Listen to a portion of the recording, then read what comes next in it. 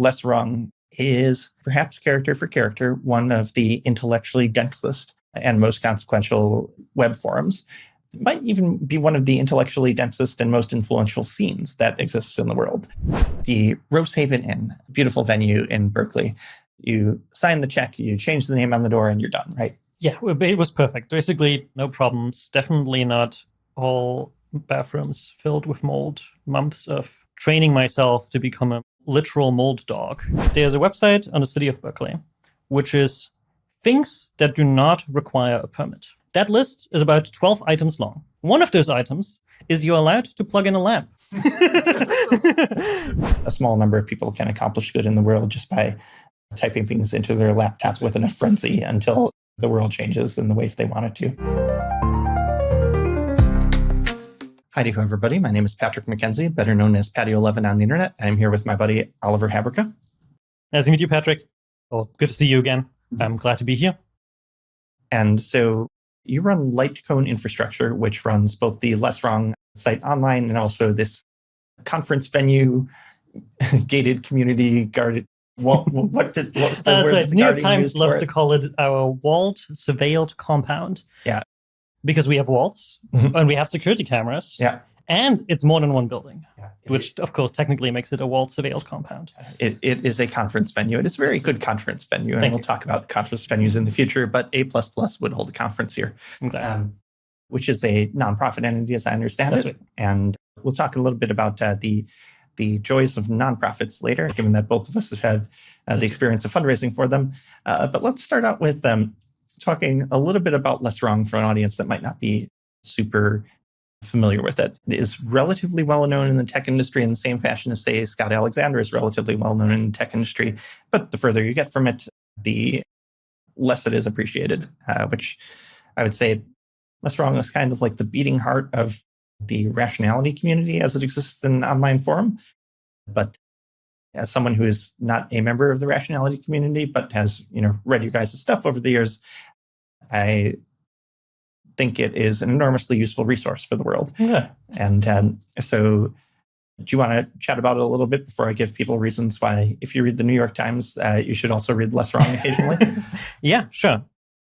Yeah, I mean, as a very rough summary, just so people who aren't familiar, LessWrong, online forum that kind of got started around 2008 to 2011. Originally, Alexei Yudkowsky, who just published his latest book, you might have heard about him in that context, started blogging together with Robin Hanson, a relatively widely known economist, on his blog Overcoming Bias, and then started becoming more and more of the daily posting schedule until approximately Robin one day told him to, kicked him out of his house and told him to get his own place.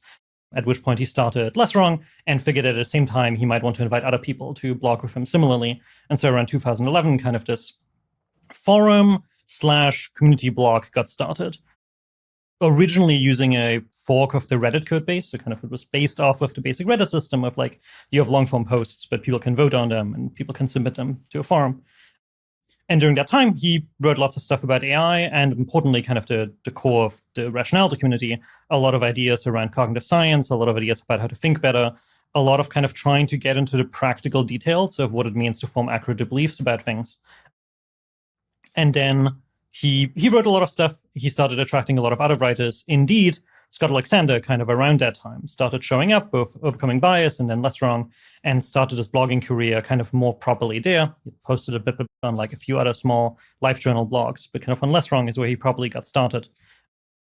And then roughly until 2015, 2016, Elisa at the same time was writing Harry Potter and the Methods of Rationality, which people may be also familiar with as a very absurdly popular fan fiction about a scientific / STEMmy approach to what Harry Potter might look like.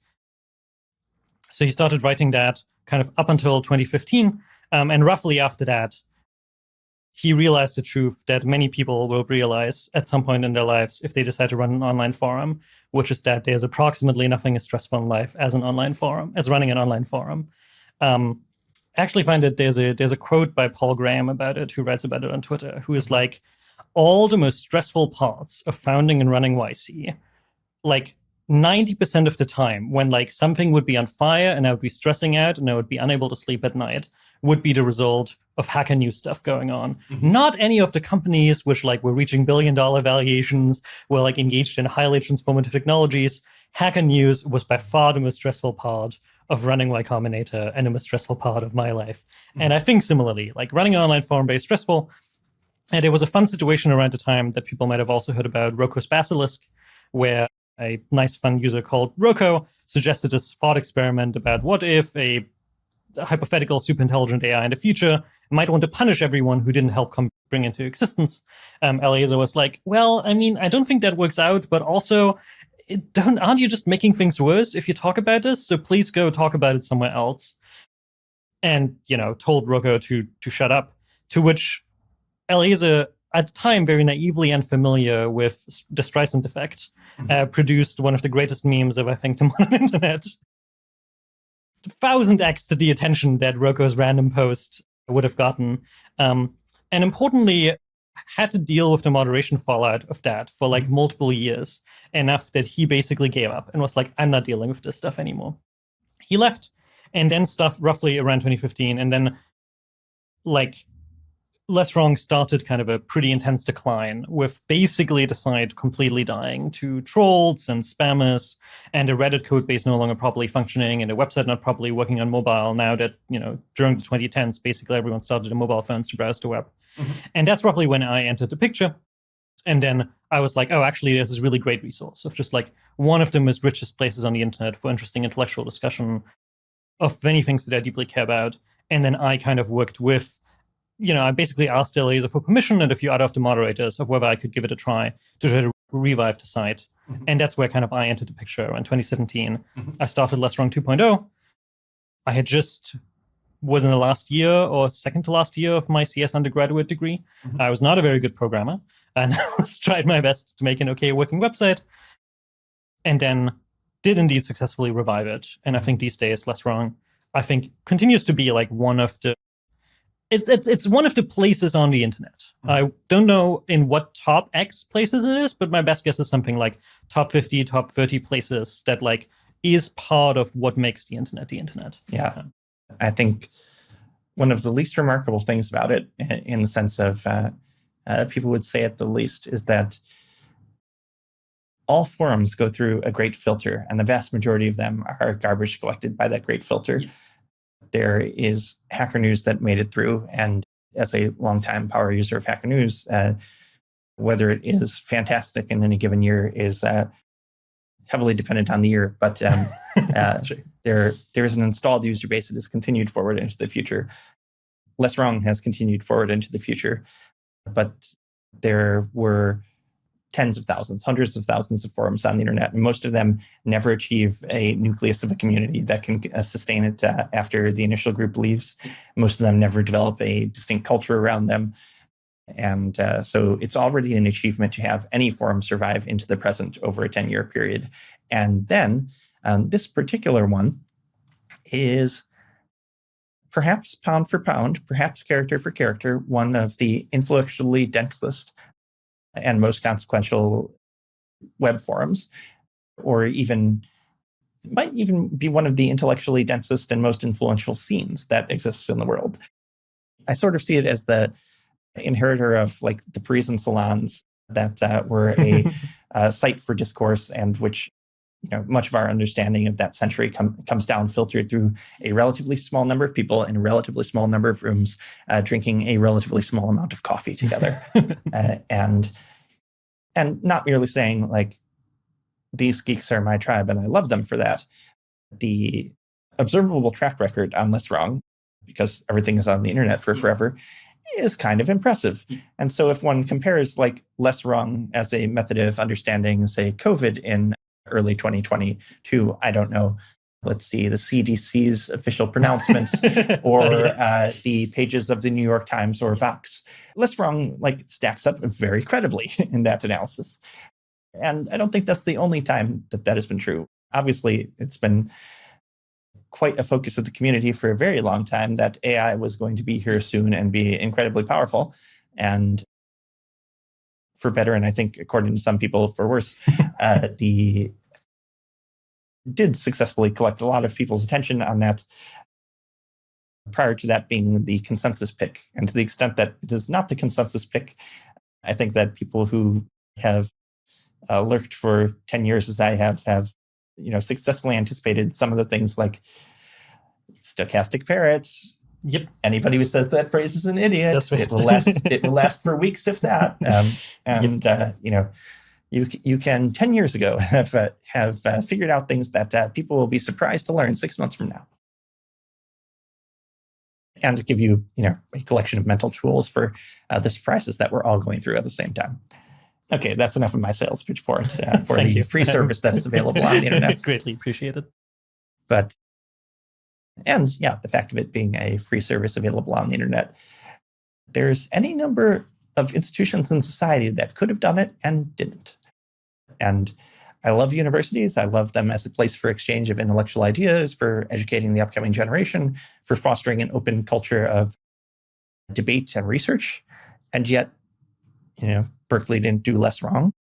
Oxford didn't do less wrong. I have a whole set of rants about what is I think the craziest thing is something like Archive is a university-run project, but they're notoriously underfunded. And it's basically one guy who's running Archive. And it kind of drives me insane. If you're a major modern university and you find yourself being the university that hosts Archive, elevate it to a department. It's obviously the backbone of a large fraction of the modern scientific endeavor.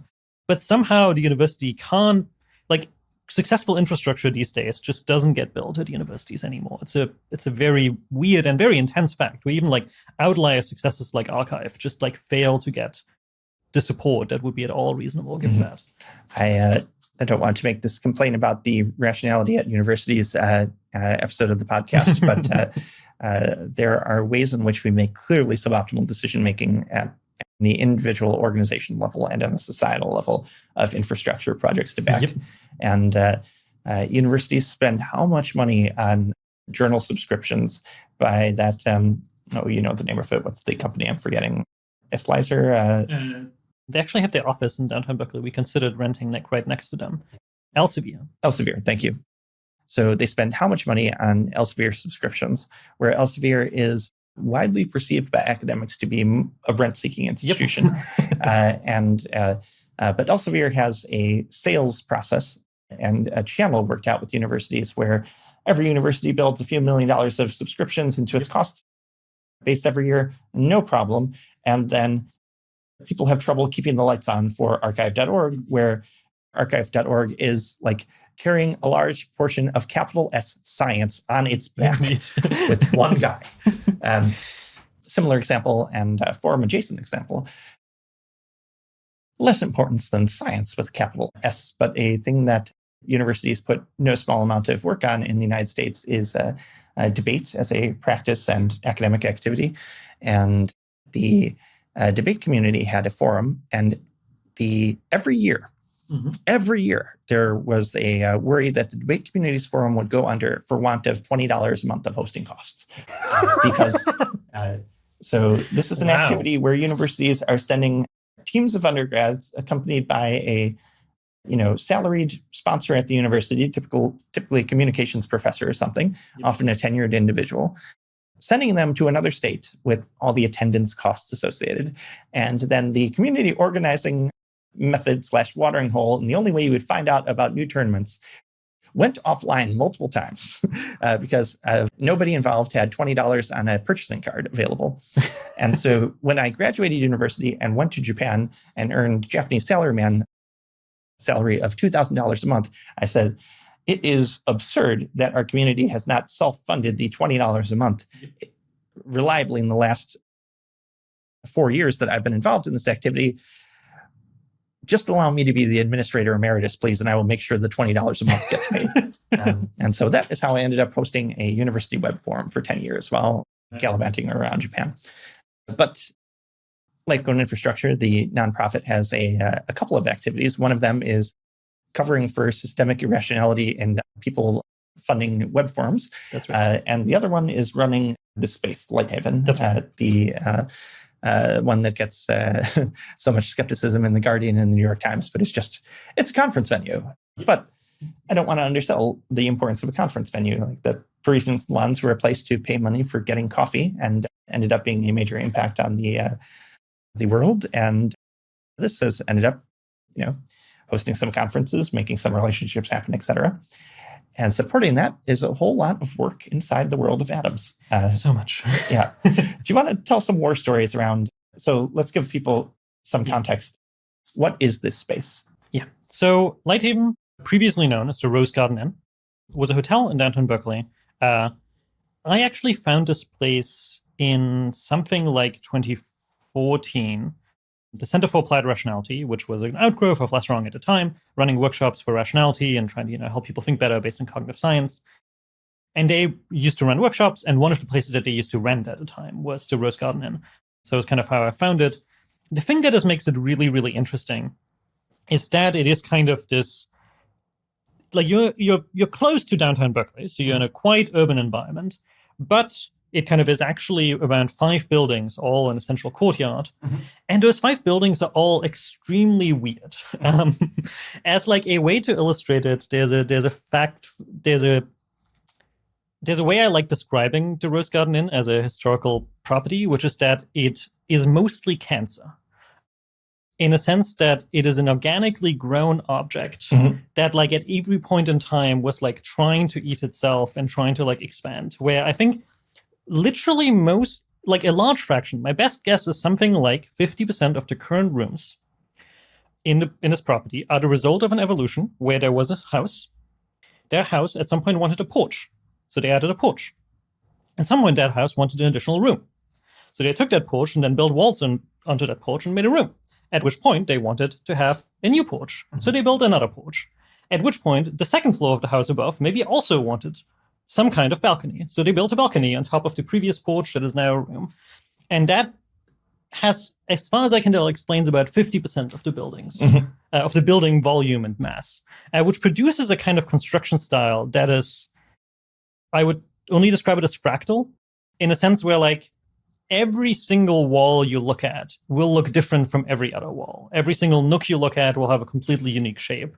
There's probably not a single grid you can overlay anywhere on this whole property such that anything will conform to the grid in a nicely neat way. There's one of the buildings that has various Harry Potter themed names of rooms in it, but it feels like stepping into a Harry Potter movie set where you're abiding by some sort of magical logic as to where stairs should be and how one gets from point A to point B. I think, and you're welcome to your own point of view on this, obviously, but I think that is one of the reasons why it works so well as a conference venue, because it is not a university campus that was laid out by a particular designer that was like optimizing for the ease of transit between Hall A and Hall B, each of them named after a sponsor. And as a result, the sort of accidental, metaphorical or literal collisions of attendees with each other as they're going between talks creates the best sort of like structural accelerant for the hallway talk of any conference venue I've ever been in. Yeah, I mean, I have this whole rant about goddamn. I find it almost amusing when people try to be like, the hallway talk at conferences is the best part. And I'm like, doesn't that scream insanity at you? Mm-hmm.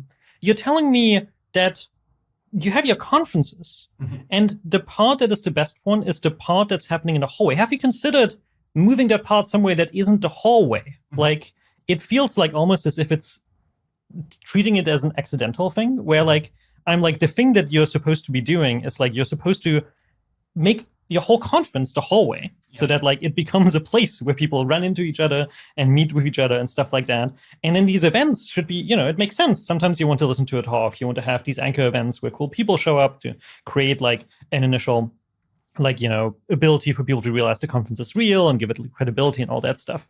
But like hallway talk always felt to me as this thing where like, well, if you're still talking about hallway talk, you clearly aren't running a good conference, because a good conference would have made it so that you had any other place to have the good conversations that isn't a hallway. I think the acknowledgement of an ad read sounds cooler in Japanese. この番組は次のスポンサーの提供でお送りします。Cool, right? This podcast is brought to you by Mercury. As many listeners are aware, I love a good bit of banking. I even enjoy the sucky, frustrating bits of working with large banks, because I'm broken. You know who isn't broken? Mercury. which offers business banking services to 200,000 companies, including mine. I've used them for business banking for more than 6 years and been quite happy for the duration. Everything happens in a well-designed website and mobile app. I use them for the debit card that pays for the studio rental, for paying myself profits, and for transferring money to contractors. I even use them for wires to angel investments, and I've never gone through an involved rigmarole over a single one. And, wouldn't you know it, most of those wires go to other Mercury customers. Mercury works well for businesses at a variety of stages and industries, from quickly growing funded startups to this relatively tiny internet publishing operation. Visit Mercury.com to apply online in 10 minutes. Mercury is a financial technology company, not a bank. Banking services provided through Choice Financial Group, Column NA, and Evolve Bank and Trust, members FDIC. And if we've had 20 years of running various conferences in various venues and repeatedly coming back to this, we should have some level of meta rationality as conference planners to say, okay, given that I know attendee on attendee interaction is a focus of the conference for many people, I should pick a space that will make attendee on attendee interaction better than, the typical space available in Las Vegas or similar. And I think the typical space available and the, conferences are a business for many people that run them, and venues are certainly a business. And so, we have the venue we have available, selling it as our business. And when 40 of us in a city make that calculation, your choices are one of the venues that is available. And they're all designed to essentially be not carbon copies of each other, but extremely samey, because any deviation from the norm makes it harder for them to get the marginal sale. Which is it's nice that of all the conferences that I've attended, many of them are quite wonderful and been important in my life. The ones here have a particular vibe to them, and I think it is a vibe that a lot of people would actually enjoy and seek to have in their conferences if they knew it was available. Yeah.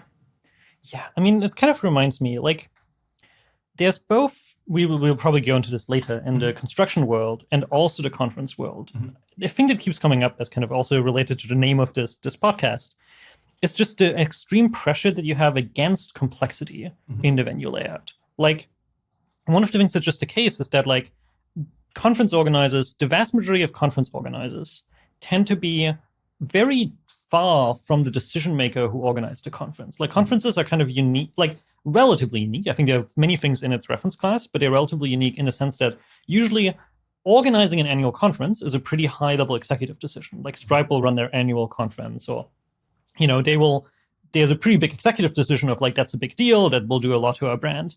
But the people who run and actually make the venue booking decisions tend to be quite low level. The average person who shows up tends to be someone who is a random office person. Maybe they have some event running, they might probably have some event running experience, but they tend to be, especially in Silicon Valley, I think on average, my best guess would be 5 levels of delegation removed from the person who makes the call to run a conference.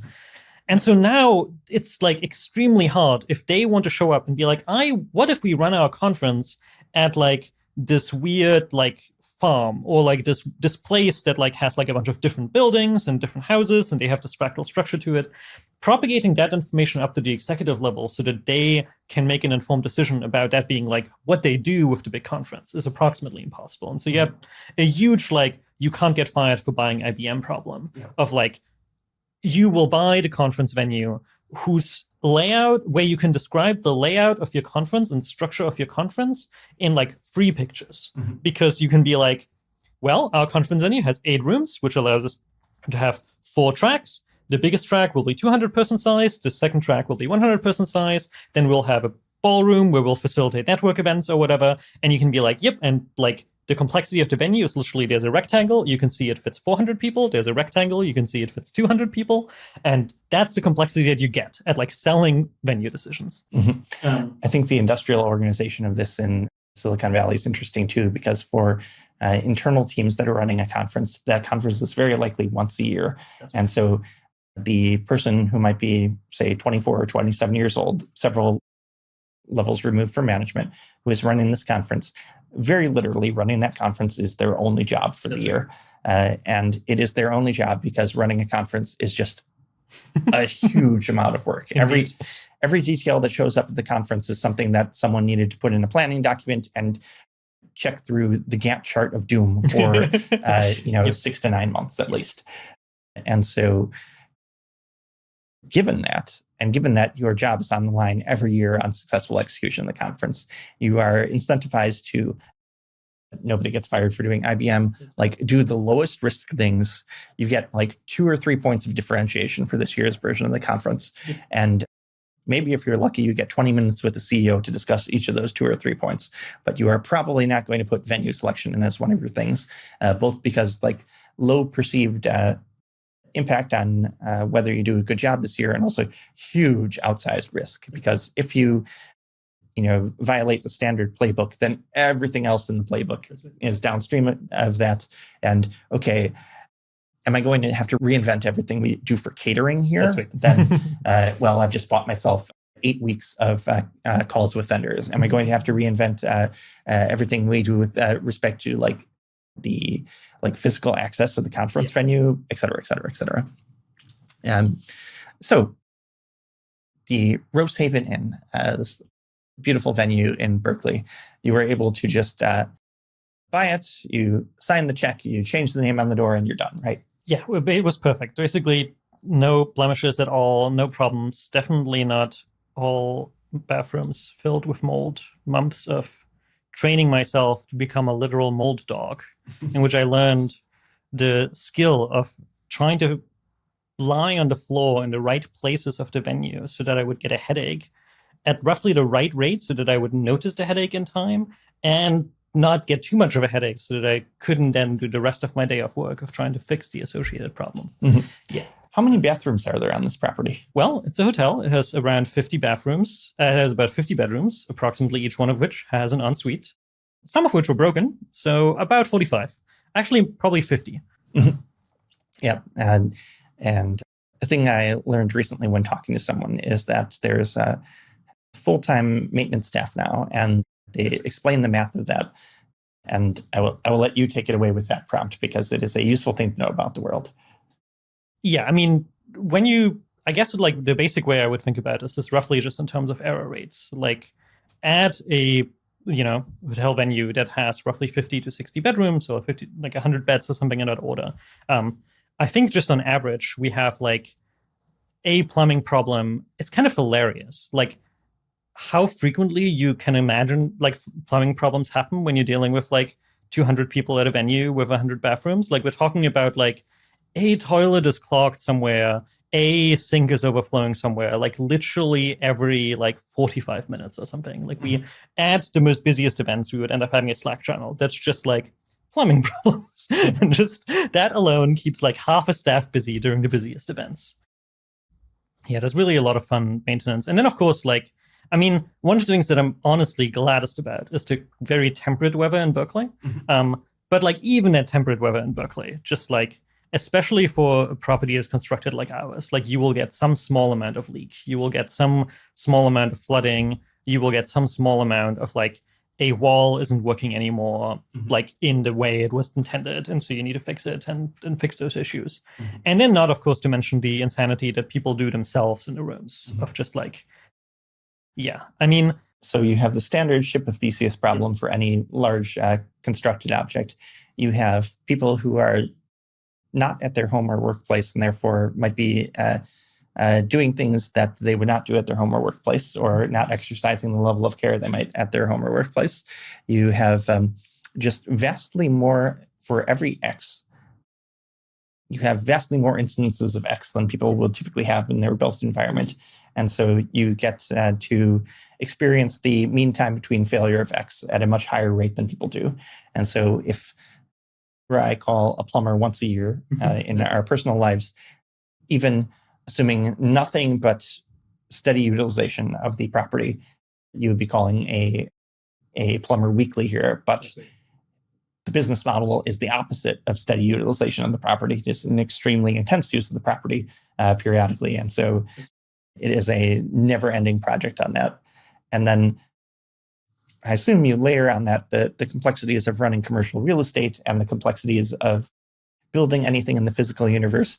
But thankfully, Berkeley is the most pro-developer, pro-building jurisdiction in the United States, right? That's right. It is beautifully perfect. I mean, basically, there exist no laws as far as I can tell. You can just erect a building and then you can live in it. And, ultimately, like, all the cost will happen basically as a result of labor and materials, and not in the 1.5 years of average turnaround times it requires the city of Berkeley to approve the construction of anything that remotely looks like commercial real estate. Mm-hmm. And so maybe being less sardonic for people who don't understand that this is not exactly how it works. That's right. So formally, in many places in the United States, if you touch basically anything that is load-bearing in a building, you have to get your plans reviewed by a city office for that. And lead times are what they are. And the lead times are often living in Chicago. I will not say that the lead times are optimized for homeowners in the city of Chicago, Yes. but homeowners vote, businesses do not themselves vote. And so to the extent that anyone is having a happy experience, homeowners get a happier experience than commercial real estate typically does. Modulo some, perhaps commercial real estate has a savviness advantage or ability to bring professionals to bear on their behalf. But you did quite extensive reconstruction of this property, which is in not great repair. And you changed it from a business that was focused on selling people nights in a hotel to a business which does sell people some amount of lodging, but is built around the conference business. And so changed the character of many of these buildings in the walled compound. And so do you want to give any anecdotes on, like, here's the thing we did, it seems easy, and then ... Yeah, I mean, I think one of the things that helps to understand is there's a website on the city of Berkeley, which is things that do not require a permit. Mm-hmm.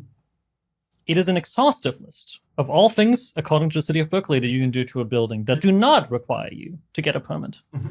That list is about 12 items long. Mm-hmm. One of those items, which it explicitly specifies, is you're allowed to plug in a lamp. Just so you know, lighting receptacles, plugging into pre-established and permitted outlets, does not require a permit. Just in case you didn't know. You need to check that it's on the list of 12 things that do not require a permit. It's actually... So we've used one of our 12 slots. That's right. One of our 12 slots. The kind of thing that is on that 12-item list is not of the level of abstraction as, doing, it mentions repairs as one of the items, which is important. And that actually covered practically everything we did. Because just like repairs was really almost essential thing that we ended up doing.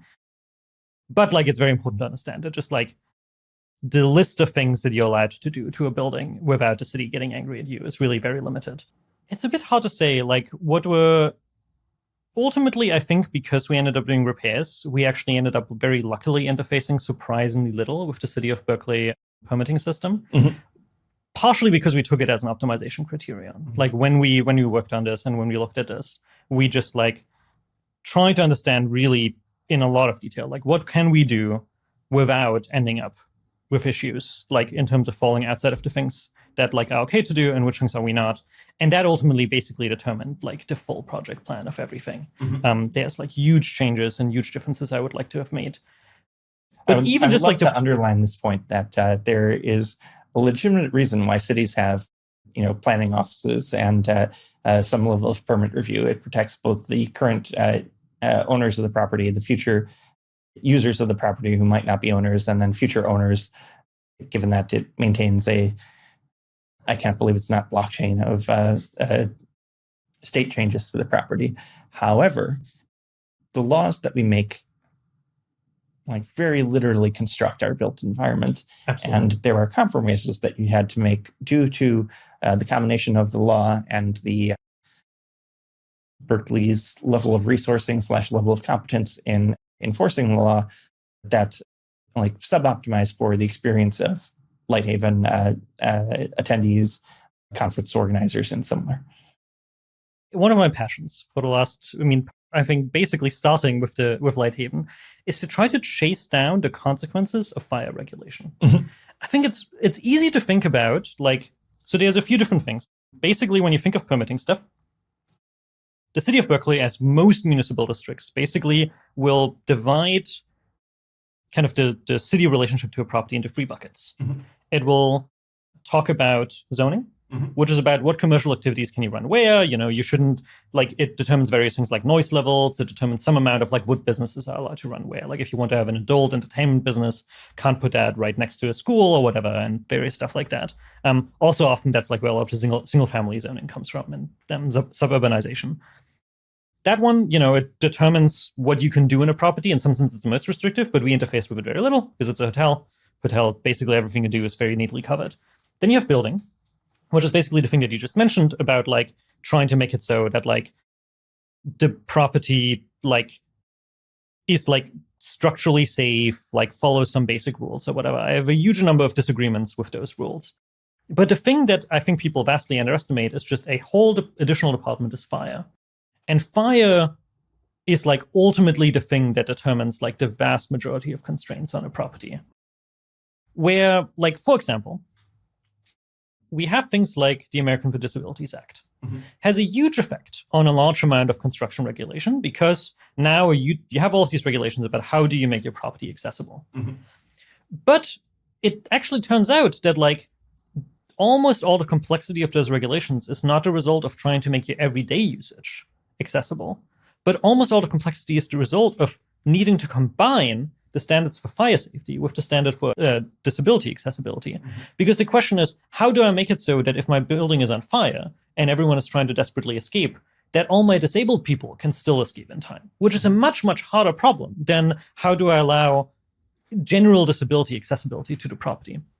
And so fire is really where all the regulations come from. And there's an interesting, and understandable historical reason for this, which is quite a bit of path dependence, but the Triangle Shirtwaist Fire in New York, for example, kicked off both the fire regulation generally in the United States, but also quite a bit of building codes. And the influence of them doesn't stop at the shell of the building either. The physical design of American cities is, in many cases, the width and other dimensions of roads are dictated by the fire department in a lot of cases. That's right. I mean, that was one of the big things that is, I think recently I saw an interesting Twitter discussion, which then caused me to make some Fermis, where somebody was yes, the reason why American roads are so extremely wide is a result of lobbying from both local and national fire departments that try to make it so that their giant, extremely big fire trucks can fit on any road in the country, which is then crazy. And so I did this estimate where it's plausible to me that 30 to 40% of traffic fatalities in the US are the result of building fire, road and building fire code regulations. Yep. Because roughly the history, as far as I can tell, is American tried to design the cities. Fire departments lobbied for extremely wide roads. Extremely wide roads enabled America to have by far the biggest cars in the world. And it's the thing, in terms of why width is one of the primary reasons why American has such big cars. And then when you look into statistics about why American road fatalities are so much higher than almost anywhere else in the world, the size and volume of the car is one of the top primary determinants next to a few other things around driver education.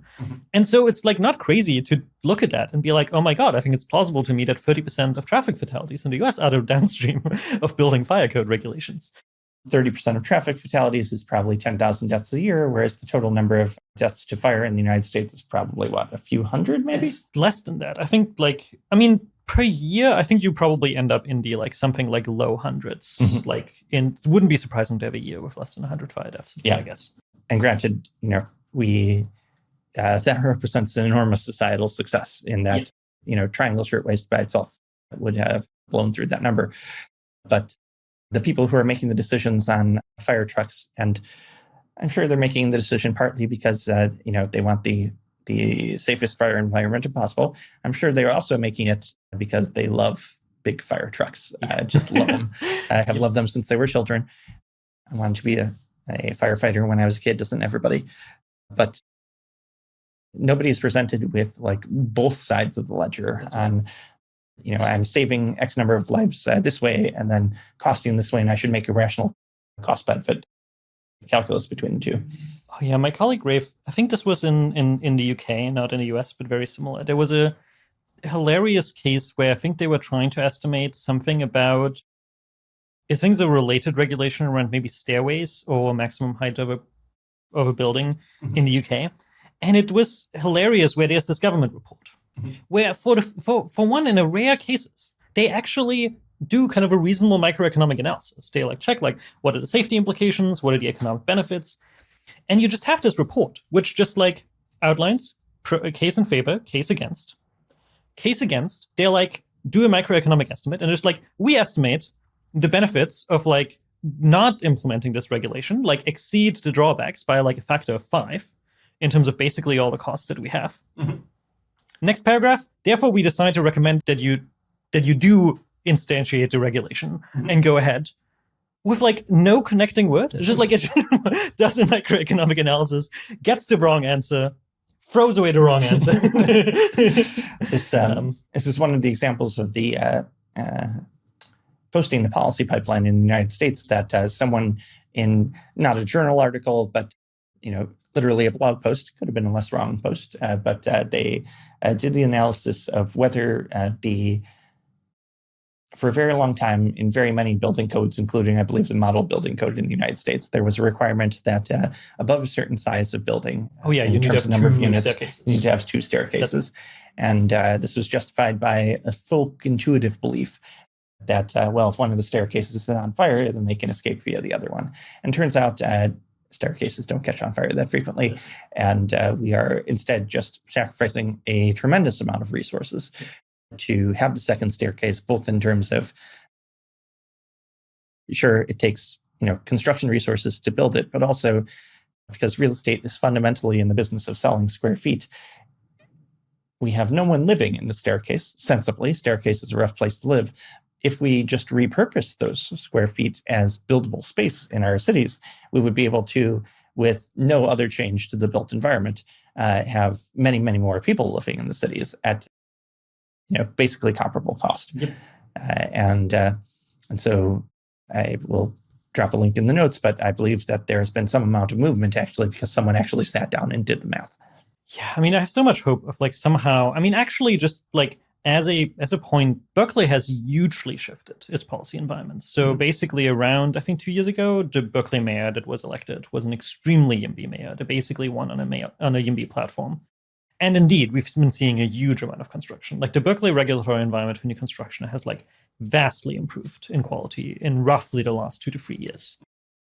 Which I think now as a property owner in Berkeley who probably isn't going to upzone his property, I now must be staunchly opposed to.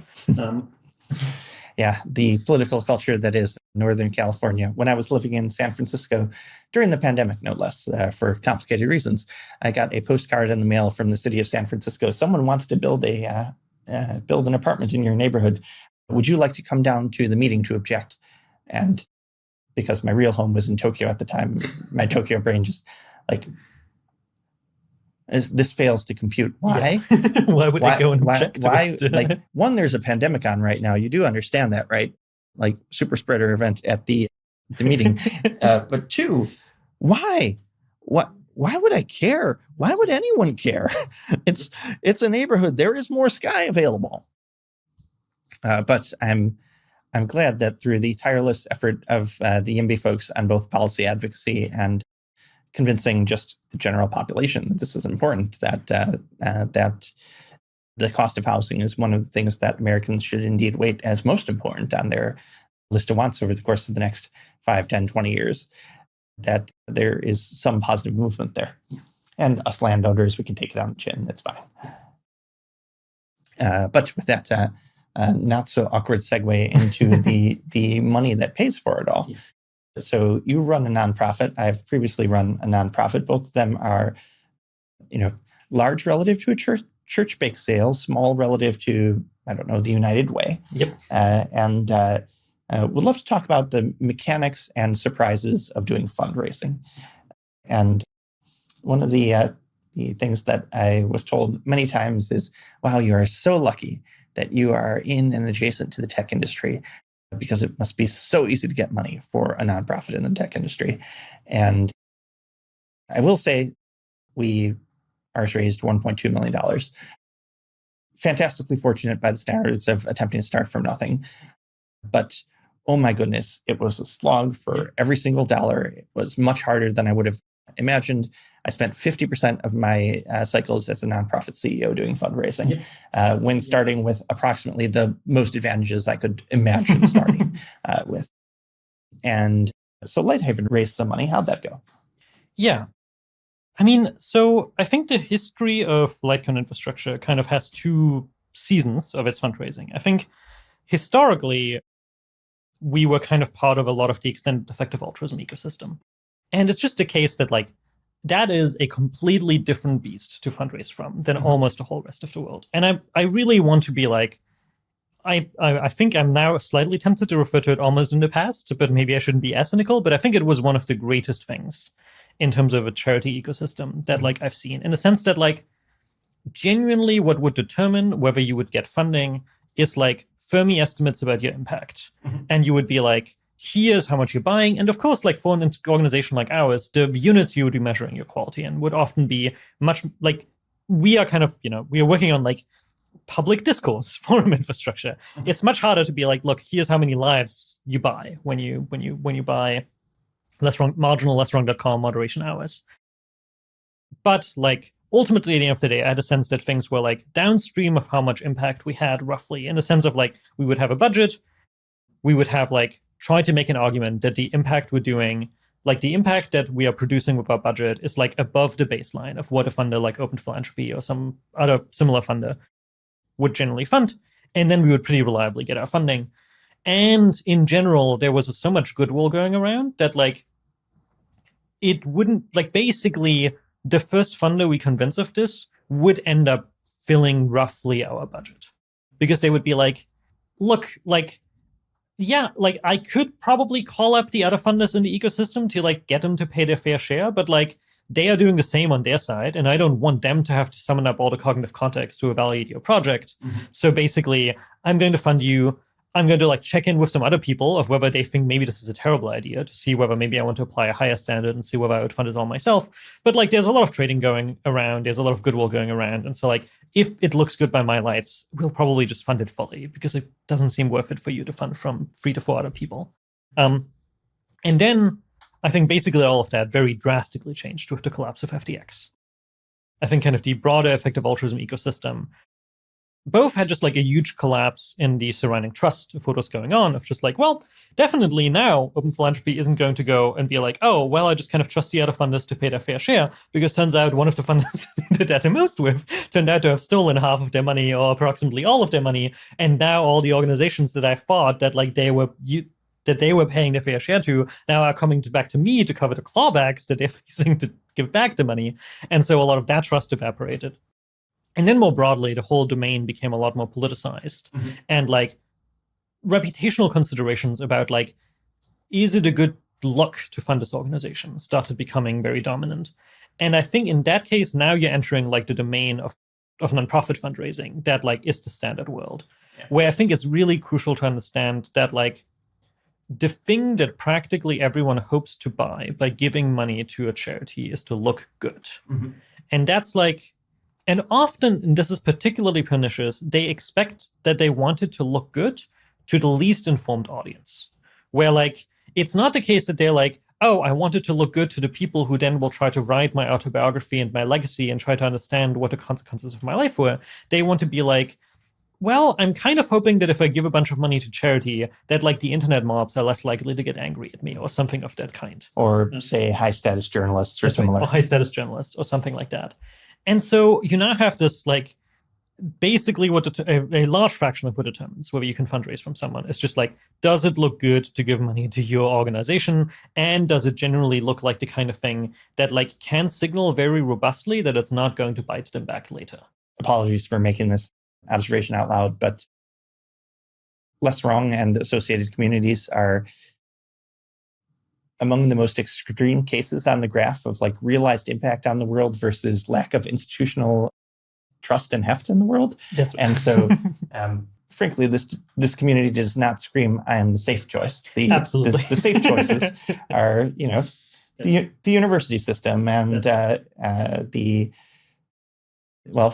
whoever is most recently name tagged in the Wall Street Journal or similar has received $100 million check from the usual suspects.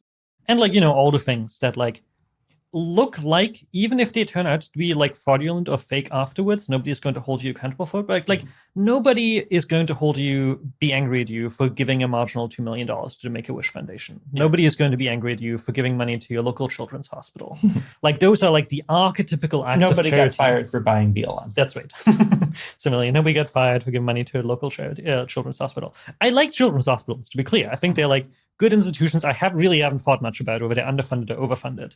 It's just important to understand that I think that whether children's hospitals are underfunded or overfunded, I think plays zero role in the decision of the vast majority of people on whether to donate to a children's hospital.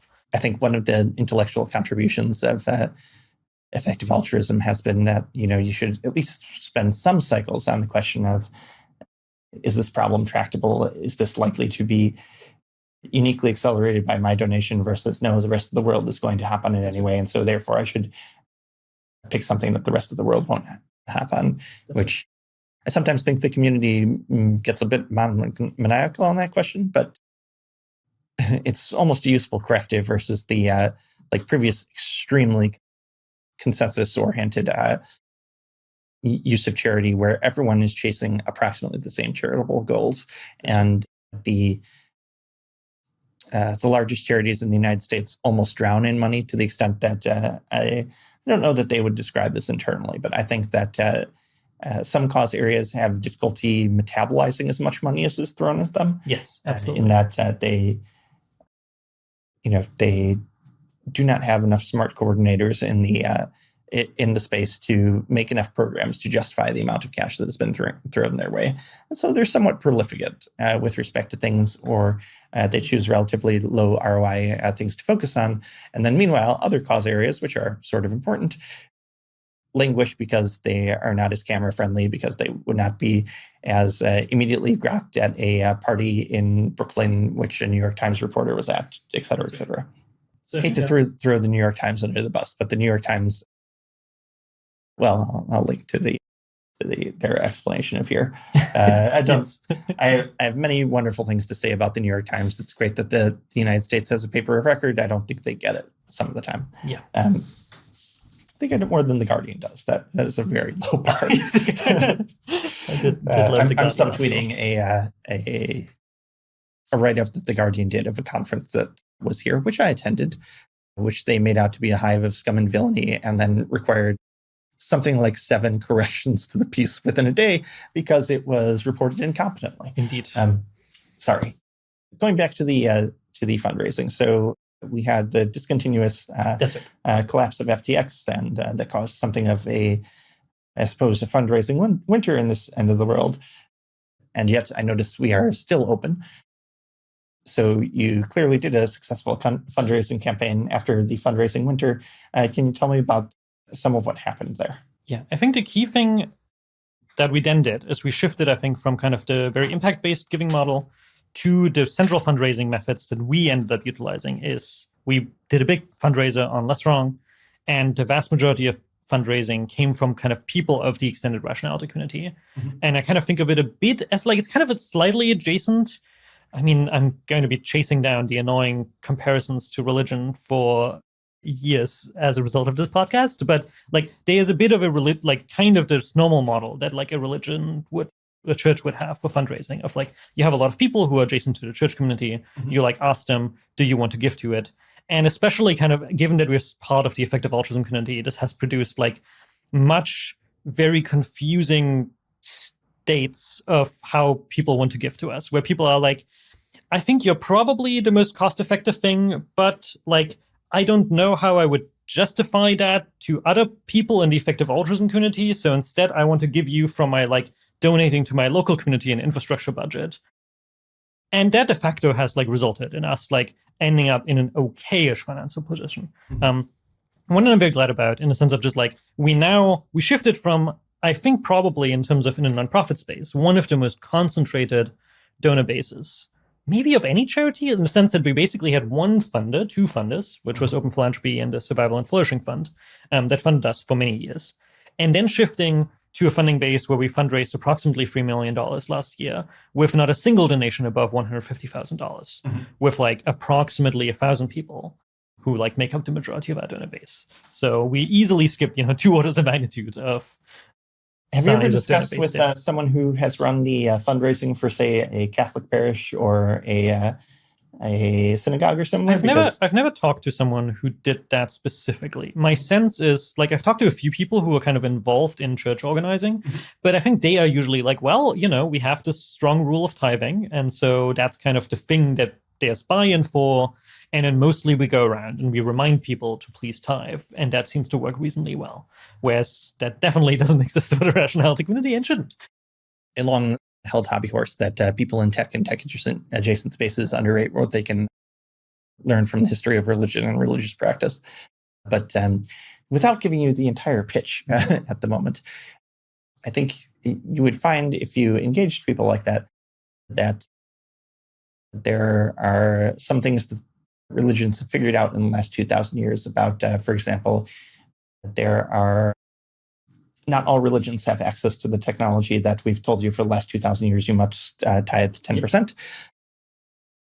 And so there are different anchors, there are different practices, and the natural way communities work is there are people in different seasons in life and different attachment to the community, let's say. Yep. And so if you look at the annual capital campaign for, say, a Catholic parish, which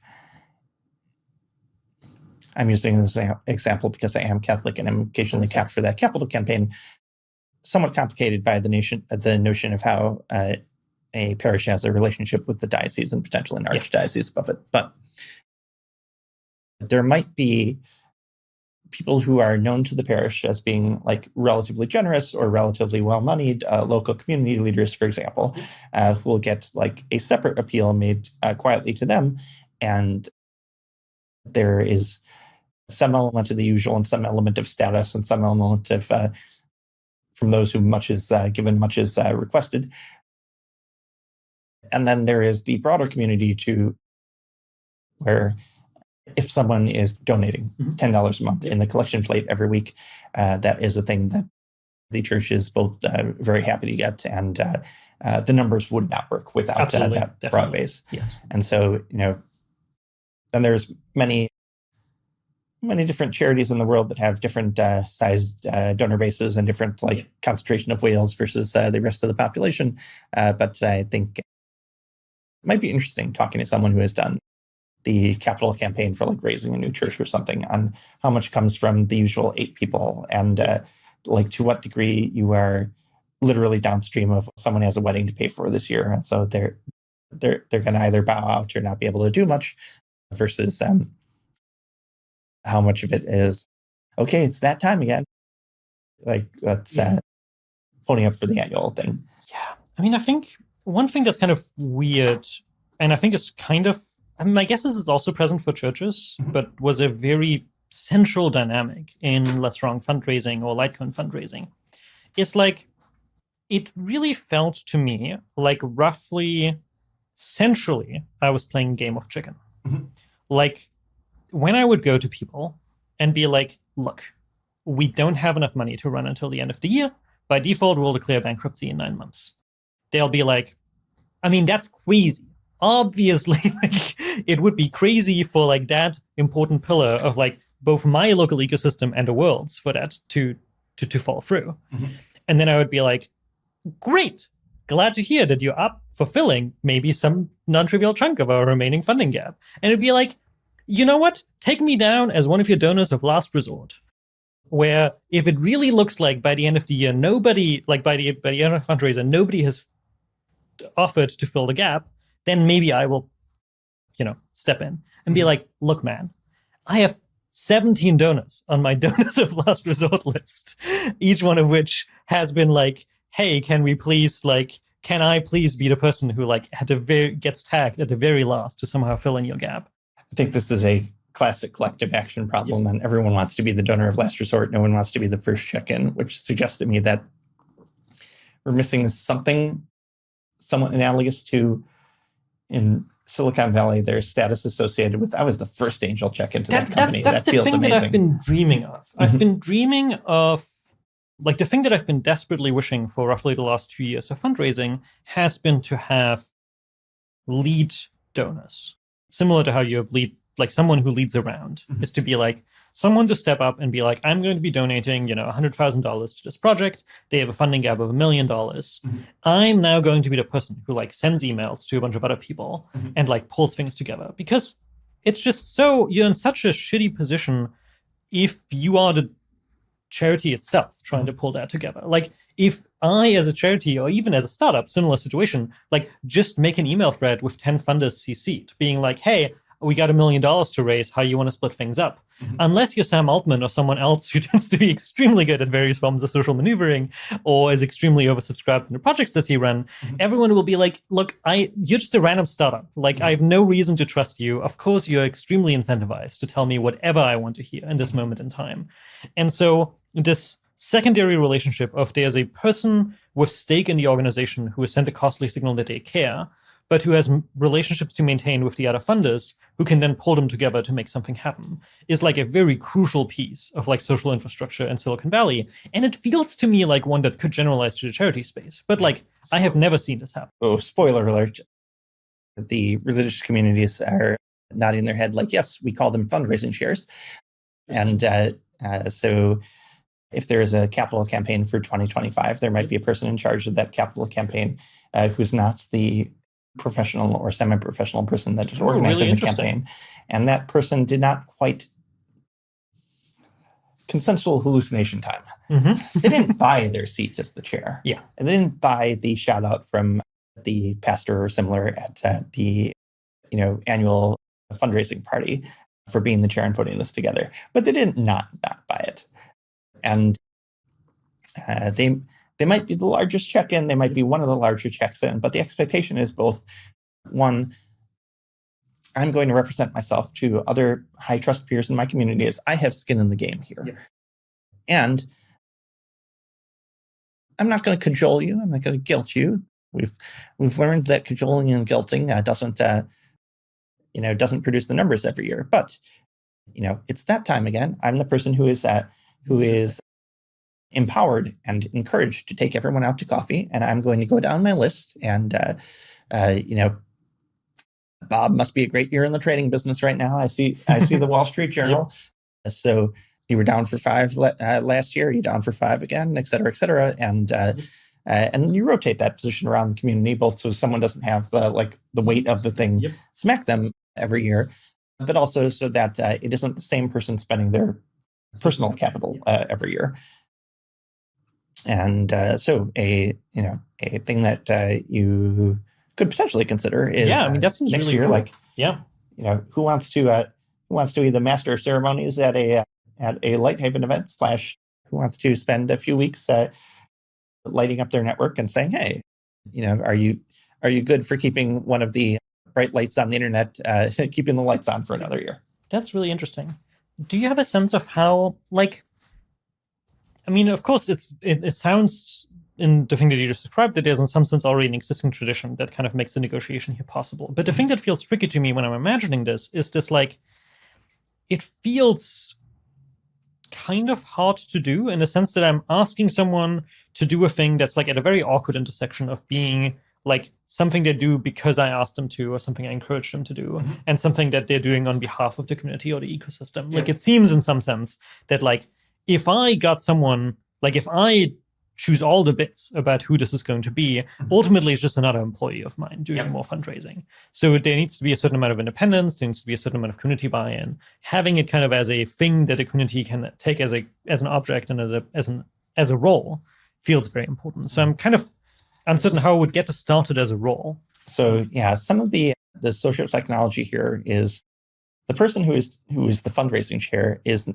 not necessarily chosen for that position because they are the best at doing fundraising. The formal or informal person who is the professional or semi-professional fundraiser is often giving them essentially a set of scripts to work with, both scripts in terms of here are words that you can say that will resonate with people and get money out of them, but also here is the technology of being a fundraising chair. And, we're going to make this easy for you. We will set up some events.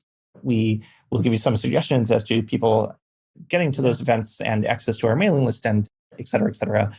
We'll, often be writing those emails. And you will be bringing some of the things that you do so well, your personal network, your ability to persuade people with coffees, et cetera, et cetera. And, like everything else in year one, it's probably a bit of an experiment, and it gets codified around the things that work. And who knows, maybe 10 years from now, there will be a wall somewhere that has 10 photos of 10 years of fundraising chairs on it. That's really cool. Yeah, thank you. Anytime. You too can get a free consultation by coming on an episode of Complex Systems if you have something interesting to talk about, like a real estate project.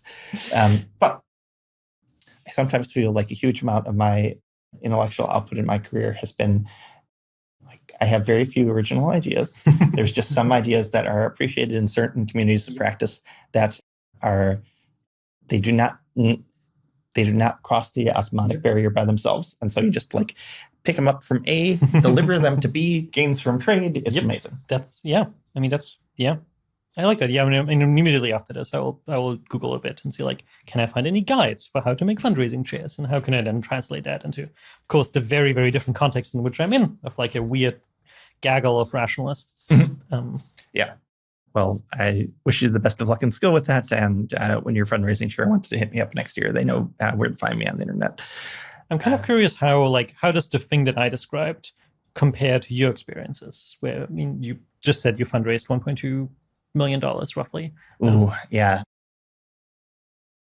I described this a bit in the the story of Vaccinate.ca, a piece I wrote for Works in Progress, but we were not in a position where we could just find one donor. We had a collection of donors of Silicon Valley, some people that were donating in their own capacity, others that where an organization was writing the check. And it was very weighted towards large checks versus a large number of small checks. Yep.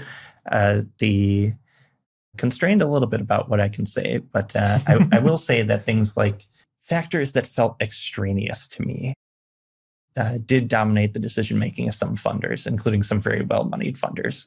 We were an emergency response effort, and I was very clear with everyone, like, this is an emergency response effort.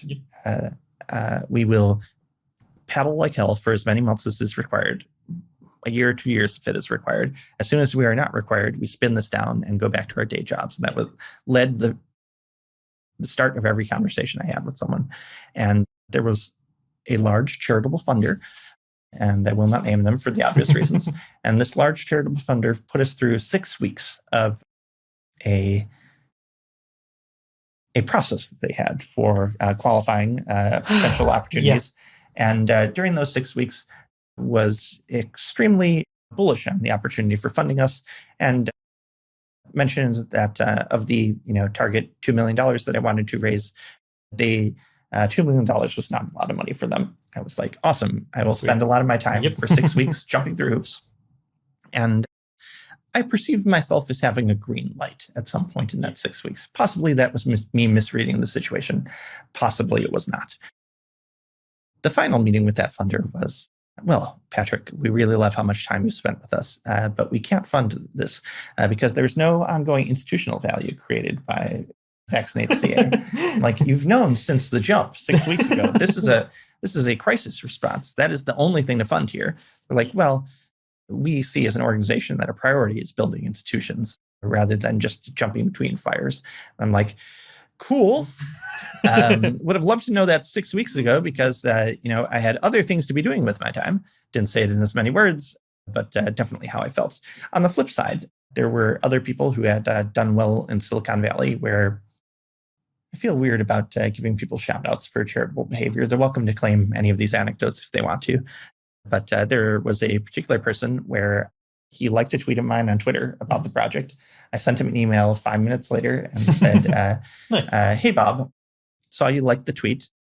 We are fundraising for this right now, and anything would be helpful.